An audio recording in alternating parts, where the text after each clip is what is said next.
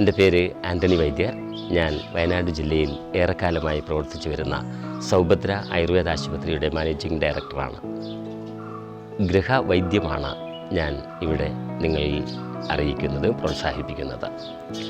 ലളിതമായ ചികിത്സാരീതികൾ നമ്മുടെ അടുക്കളയിൽ നിന്നും അടുക്കളയുടെ ചുറ്റുവട്ടത്തു നിന്നുമൊക്കെ എടുത്ത് ചെറിയ ലളിതമായി കിട്ടുന്ന സാധനങ്ങൾ കൊണ്ട് നമ്മുടെ പല രോഗങ്ങളെയും ശമിപ്പിക്കാൻ കഴിയും.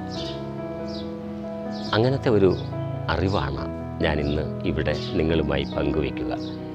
പെട്ടെന്ന് നെഞ്ഞുവേദനയാണ്, ഹാർട്ട് അറ്റാക്കാണെന്നൊക്കെ തോന്നിപ്പോകുന്ന വിധം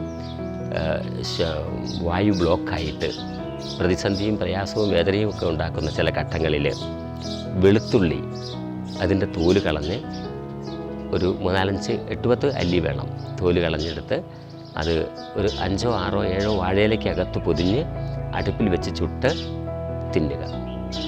വളരെ പെട്ടെന്ന് ആ കെട്ടിക്കിടക്കുന്ന ഗ്യാസിനെ ശമിപ്പിക്കാൻ കഴിയും. മനസ്സിലായി കാണുമല്ലോ.